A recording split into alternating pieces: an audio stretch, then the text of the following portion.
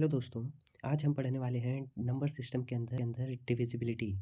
ये हमारा बहुत ही प्यारा टॉपिक है और एसएससी इस टॉपिक पर बार-बार क्वेश्चंस पूछता आ रहा है। तो आज हम एसएससी के प्रीवियस ईयर के कुछ क्वेश्चंस देखेंगे जो इसी टॉपिक पर बेस्ड हैं। तो सबसे पहले हम कॉन्सेप्ट्स को क्वेश्चन के माध्यम से सीखेंगे तो ज़्यादा बेटर है। तो इसीलिए मैंने क्वेश्चंस लिए हैं और उसी से मैं कॉन्सेप्ट भी आपको बताते चलूँगा। जैसे कि हम पहला क्वेश्चन है हमारे पास कि एक नंबर है 78349XY। देन ये कहता है क्वेश्चन के अंदर हमारे को पूछा है क्या है कि ये नंबर अगर 8 से डिविजिबल है तो कितने नंबर पॉसिबल हैं, तो ऐसे कितने नंबर पॉसिबल होंगे। तो हमारे को ये जानना ज़रूरी है कि पहला नंबर हमारा ये बन सकता है, आखिरी के 3 डिजिट नंबर ये बन सकते हैं 01, 902 एंड सो ऑन एंड 999। तो अगर हम देखें यहाँ से यहाँ तक हमारे पास कितने 100 नंबर्स हैं।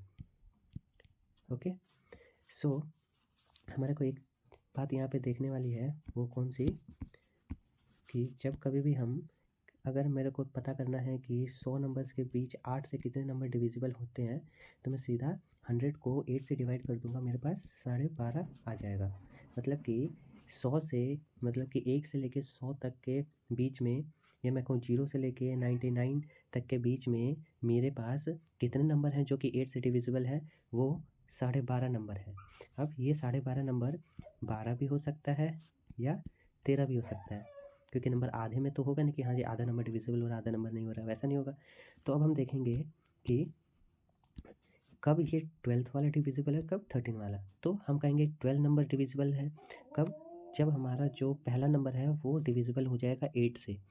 मतलब कि अगर मेरा 900 कम्प्लीटली डिविजिबल होता 8 से, मीन्स रिमाइंडर इसका 0 होता, तब हम कहते हैं कि इसके अंदर टोटल 13 नंबर है। बट अगर मेरा आर मतलब रिमाइंडर 0 नहीं आ रहा, मतलब डिवाइड के कम्प्लीटली डिवाइड नहीं हो रहा, तब मैं कहूँगा कि टोटल नंबर्स जो कि डिवाइड हो रहे हैं वो 12 हैं। ठीक है, तो इसी तरीके से मैं कह सकता हूँ कि 900 से 999 के बीच में 100 नंबर्स आते हैं और उन 100 नंबर्स में से जो 8 से डिविजिबल है वो कितने हैं, 12 है। क्यों? क्योंकि जो मेरा 900 है वो कम्प्लीटली डिवाइड नहीं होता है 8 से। ओके, तो ये कॉन्सेप्ट था। एक और क्वेश्चन देखते हैं इसी कॉन्सेप्ट पे बेस। हमारे को फाइंड करना है कि 43282XY इस नंबर इस जैसे कितने नंबर फॉर्म हो सकते हैं जो कि 8 से डिविजिबल हो। ओके, तो 8 से डिविजिबल होने वाले कितने नंबर में, तो हमारे पास चॉइस क्या है, हम यहाँ पे देख सकते हैं कि हमारे पास चॉइस कितनी है। ये सारे नंबर तो फिक्स हैं, बस हम फर्स्ट यूनिट डिजिट और 100 डिजिट को क्या कर सकते हैं, वेरी कर सकते हैं। तो ऐसे हमारे पास कितने पॉसिबल बनेंगे नंबर्स, अलग अलग देखेंगे तो हमारे पास क्या होगा, 200 बन सकता है, हमारे पास 200 बन सकता है, 201 हो सकता है एंड सो ऑन 299 हो सकता है। ओके, एक चीज़ शायद मैं बताना भूल गया, जो कि अगर जब भी हम 8 से डिविजिबिलिटी चेक करते हैं कि कोई नंबर 8 से डिवाइड हो रहा है या नहीं, तो हम उस नंबर की सिर्फ लास्ट की 3 डिजिट को ही चेक करते हैं कि वो 8 से डिविजिबल है या नहीं। ये 8 का डिविजिबिलिटी रूल है और इसी को हम बेस मानते हुए सारे प्रोसीजर्स कर रहे हैं कि हमें अगर पता चल जाए लास्ट के 3 डिजिट्स डिविजिबल है 8 से, तो हम कह देंगे कि वो पूरा नंबर डिविजिबल है 8 से। तो उस प्रोसेस में हमने देखा कि हमारे पास ये पॉसिबल नंबर्स हैं और इन पॉसिबल नंबर्स की टोटल अगर देखेंगे कितने नंबर्स पॉसिबल हैं, ये 100 नंबर्स पॉसिबल हैं।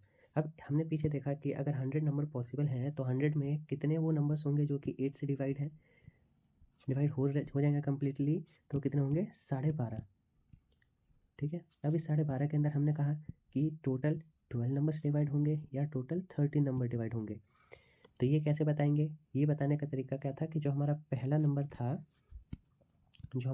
नंबर था उसे चेक करेंगे कि क्या ये 200 मेरा 8 से डिवाइड हो रहा है। अगर जो कि कम्प्लीटली डिवाइड हो जाएगा, मतलब कि रिमाइंडर मेरा 0 बचेगा, उस केस के अंदर कम्प्लीटली डिवाइड कर देगा, तो आंसर मेरा 13 होगा। ओके, लेकिन अगर मेरा केस 2 कि आर मेरा रिमाइंडर मतलब कि 0 नहीं आ रहा है, मतलब कि 208 से डिवाइड नहीं हो रहा है कम्प्लीटली, तो उस केस में मेरा आंसर 12 आएगा। ओके, तो ये केस 2 हो गया। तो हमारे को पता है कि 8 से कम्प्लीटली डिवाइड हो जाता है 200, ठीक है, चाहे तो करके भी देख लें आप। 16 एंड 40 कम्प्लीटली डिवाइड हो जाएगा कितने पे ये कम्प्लीटली डिवाइड हो रहा है 25 पे। देयरफॉर मैं कह सकता हूँ क्या कि टोटल नंबर जो कि हमारे पॉसिबल हैं, देयरफॉर पॉसिबल नंबर्स कितने हैं 13। ओके,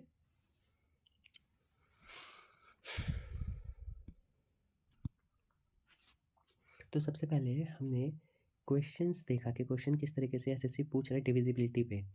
तो हमने एक टाइप पढ़ लिया, ये कौन सा टाइप है, एक ऐसा टाइप है जिसके अंदर क्या क्या हमारे से पूछ रहा है नंबर्स, या मैं कहूँ टोटल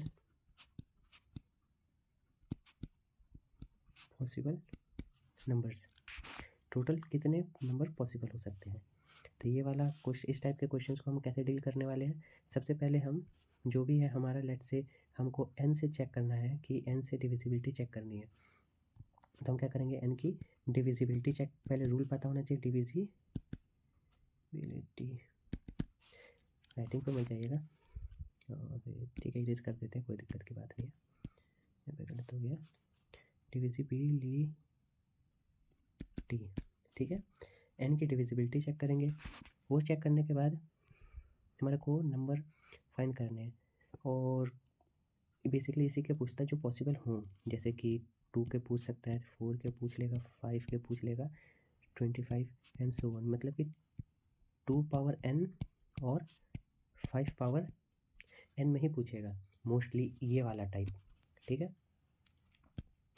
आगे जैसे कि अगर मैं एक और क्वेश्चन लेना चाहूँ तो ये आप मेरे साथ कर सकते हैं, ये वाला क्वेश्चन, जैसे कि क्या कह रहा है 4 3 2 1 XYZ।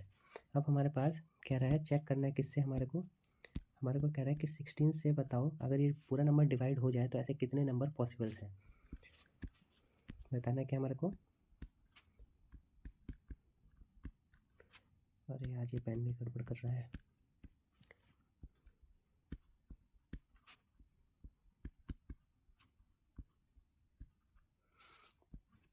कितने पॉसिबल है ये बताना है। तो मैं स्टार्ट करता हूँ। मेरे को पता है कि 16 की डिविजिबिलिटी रूल क्या कहती है कि लास्ट के 4 डिजिट कम्प्लीटली डिविजिबल होने चाहिए 16 से, तो हम कहेंगे पूरा नंबर डिविजिबल है 16 से। तो हमारे पास चॉइसेस क्या है इस पूरे नंबर बनाने की, तो हम कहेंगे कि 1 0 0 ये पहली चॉइस हो गई, एंड सो ऑन 0 0 1, एंड ऐसे करते करते हमारे पास आखिरी में 999, ये टोटल चॉइसेस हैं हमारे पास। और ये टोटल नंबर है कितने 100, वो 1000 सॉरी 1000 नंबर्स हैं हमारे को। एंड यही सेम प्रोसीजर हम फिर से फॉलो करेंगे कि हर 1000 नंबर में 16 से कितने नंबर है जो कम्प्लीटली डिविजिबल है। तो इसको चेक करेंगे तो कितना 4 पे चला जाएगा 96, और बचेगा कितना, सॉरी माई फॉल्ट मैं यहाँ रिमाइंडर देखने लग गया, ठीक है। तो या तो मेरा 62 पॉइंट समथिंग आएगा, तो या तो मेरा 62 होगा या 63 होगा। अब अगेन यहाँ पे दो चॉइसेस है हमारे पास, और हम पिक कौन सी करने वाले हैं कि अगर हमारा जो 1000 है ये 16 से कम्प्लीटली डिविजिबल हो रहा है तो मैं क्या कहूँगा कि मेरा जो पॉसिबल नंबर्स हैं वो कितने होंगे 63, एल्स 62 होंगे। तो क्या मेरा 1000 16 से कम्प्लीटली डिविजिबल है, तो हमने यहाँ देखा कि नहीं है, दैट मीन्स आंसर इसका 62 होगा। तो इस तरीके से यही हमारे को प्रोसीजर फॉलो करना है हर एक क्वेश्चन के अंदर।